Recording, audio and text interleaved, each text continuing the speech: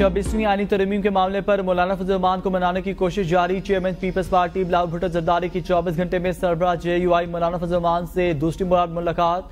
मौलाना फजल रहमान और बिलावल भुट्टो के दरमियान आईनी तरमीम के मामले पर 1 घंटे तक तबादला ख्याल हुआ। बिलावल भुट्टो मीडिया से गुफ्तगू किए बगैर मौलाना फजल रहमान की रिहाइशगाह से वापस रवाना। मुलाकात पीपल्स पार्टी के रहनुमा मुर्तजा वहाब और नवीद कमर भी मौजूद थे।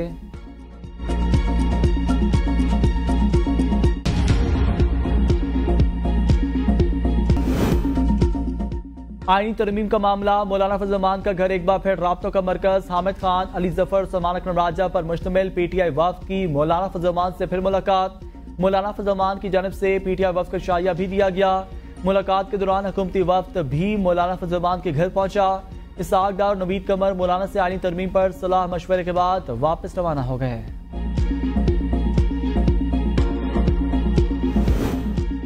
आईनी तरमीम का मसवदा खुसूसी कमेटी से मंजूर। वज़ीर आज़म शहबाज शरीफ की ज़ेर सदारत वफाकी काबीना के इजलास में मसवदा मंजूर ना हो सका। काबीना इजलास आज दोबारा होगा। दोनों ऐवानों का इजलास भी आज होगा।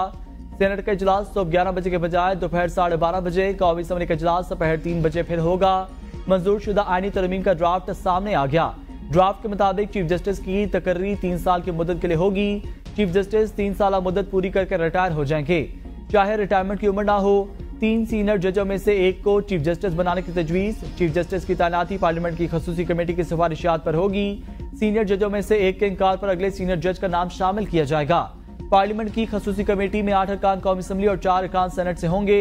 खसूसी कमेटी में पार्लिमानी जमातों के तनासब से अरकान शामिल किए जाएंगे। खसूसी कमेटी चीफ जस्टिस के रिटायरमेंट से कबल के 14 दिन में सिफारिशात भेजेगी। आईनी तरमीम की मंजूरी के बाद पहली बार खसूसी कमेटी चीफ जस्टिस के रिटायरमेंट से कबल के 3 दिन में सिफारिशात भेज सकेगी। पार्लिमानी कमेटी का इजलास इन कैमरा होगा, जिसके नोट्स रिकॉर्ड कर रखे जाएंगे।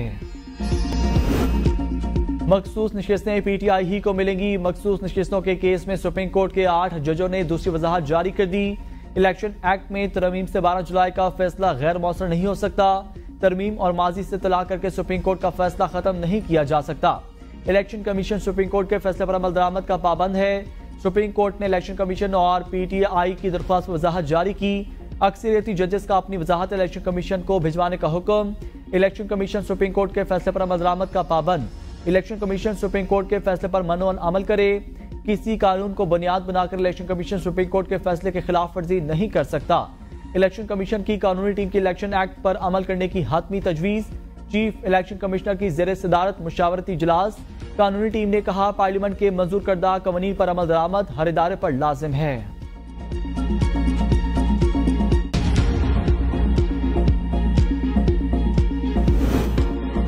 मुसवदे को मुतफिका तौर पर मंजूर कर लिया गया। खुर्शीद शाह का दावा, PTI रहनुमा आमिर डोगर का इंकार। खुर्शीद शाह ने कहा, काबीना मंजूरी के बाद मुसवदा पार्लियामेंट में पेश होगा। मुसवदे में समंदर पार पाकिस्तानियों के इलेक्शन लड़ने की तजवीज पर भी इत्तफाक हुआ। रहनुमा तहरीक इंसाफ आमिर डोगर ने कहा, तहरीक इंसाफ ने किसी मुसवदे की मंजूरी नहीं दी। कमेटी में पेश किए गए मुसवदे के बारे में इल्म नहीं, हतमी है कि नहीं। मौलाना फजल रहमान से मुलाकात चल रही है, इसके बाद हतमी फैसला करेंगे। फारूक सत्तार ने कहा, तमाम जमातों ने मुसवदे पर इत्तफाक किया। आज जो ड्राफ्ट फाइनल हुआ यही हतमी है। समंदर पार पाकिस्तानियों को इलेक्शन लड़ने का हक देना हमारी तजवीज है। तकरीबन मुसवदे पर इत्तफाक राय हो गया। कमेटी इजलास में साक डार, इरफान सिद्दीकी, राजा परवेज अशरफ, शेरी रहमान, सालिक हुसैन, खालिद मक्सी, अमीनुल हक और दीगर की शिरकत।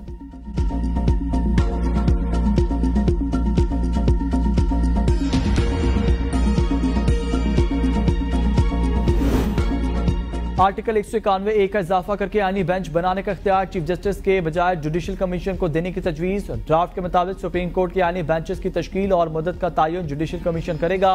आईनी बेंचेस को आर्टिकल 184 के तहत सुप्रीम कोर्ट के असल इख्तियारात हासिल होंगे। हाई कोर्ट में आईनी केसों के फैसलों के खिलाफ अपील सुप्रीम कोर्ट का आईनी बेंच सुनेगा। आईनी बेंचेस को सुप्रीम कोर्ट के मुशावरती इख्तियारात भी हासिल होंगे। आईनी मुकदमात कम अज कम 5 रुकनी आईनी बेंच सुनेगा। बेंचों की तश्कील आईनी बेंचेस के लिए नामजद जजों में से 3 सीनियर तरीन जज करेंगे। आईनी तरमीम की मंजूरी के बाद सुप्रीम कोर्ट में दायर तमाम आईनी केस और अपीलें आईनी बेंचेस को मुंतकिल हो जाएंगी।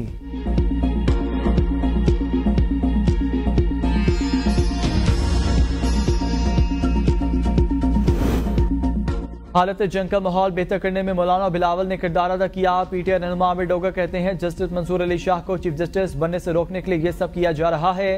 हमारी कमेटी अडयाला जेल जाएगी, ड्राफ्ट बानी पीटीआई के सामने रखेंगे।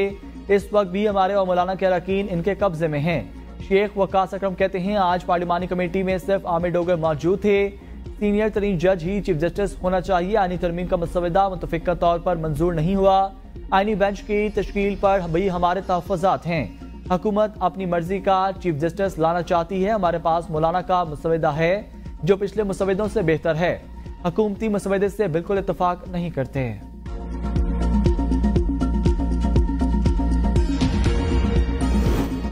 आईनी तरमीम पर पीटीआई का प्लान भी तैयार। मौलाना फजल रहमान का साथ न मिलने पर तहरीक इंसाफ प्लान भी पर अमल करेगी। आईनी तरमीम की वोटिंग में इजलास के बाइकआउट का फैसला। बाइकआउट के वक्त पीटीआई मेंबरान का ईवान में बैठना हुकूमत का साथ देने में शुमार होगा। पीटीआई ने अरकान को मुतनबा कर दिया। बाइकआउट करके असम्बली से बाहर अपना मुकदमा अवाम में लेकर जाने का ऐलान। इजलास में अवामी करारदाद पेश करके तरमीम की मजम्मत की जाएगी।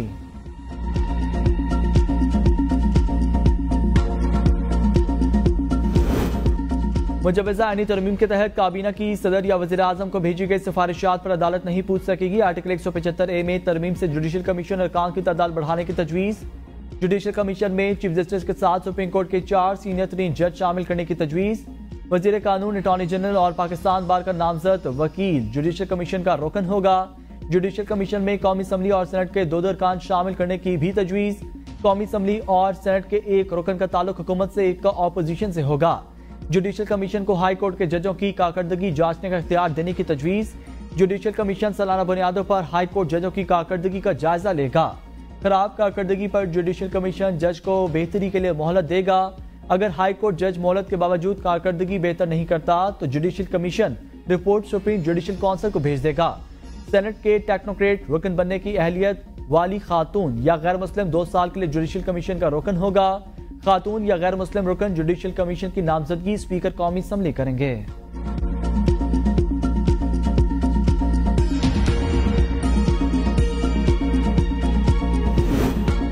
आर्टिकल 187 में तरमीम के तहत सुप्रीम कोर्ट अपने दायरा इख्तियार से बाहर फैसला नहीं कर सकेगी। यानी तरमीम के मुताबिक सुप्रीम कोर्ट किसी केस को एक हाई कोर्ट से दूसरी हाई कोर्ट भेज सकेगी। आईनी तरमीम में हाई कोर्ट के लिए जजेस की कम अज कम उम्र 40 साल करने की तजवीज़। शरीयत कोर्ट के फैसले के खिलाफ अपील पर सुप्रीम कोर्ट 1 साल में फैसला देगी।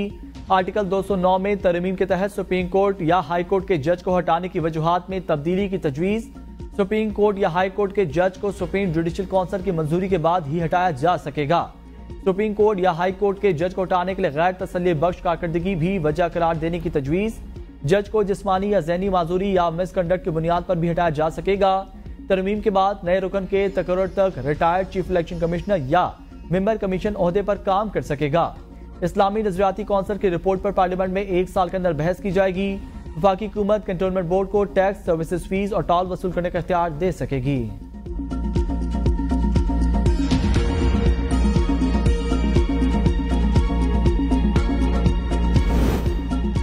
हुकूमत आईनी तरमीम की मंजूरी के लिए मतलूबा तादाद पूरी नहीं कर सकी। वफादारियां तब्दील करने की कीमत 1 से 3 अरब लग रही है। क्या ये शर्म की बात नहीं? क्या यहाँ जमहूरियत बराए फरोख्त है? ऑपोजिशन लीडर कौमी असम्बली उमर अयूब का हुकूमत पर इल्जाम। पेशावर में मीडिया से गुफ्तगू में कहा, पीटीआई रहनुमा और उनके अहले खानों को हिमायत हासिल करने का हरासा किया जा रहा है। पेशावर हाई कोर्ट ने ऑपोजिशन लीडर उमर अयूब की 7 नवंबर तक राहदारी जमानत मंजूर कर ली। मुतल्लिका अदालतों में पेश होने का हुक्म।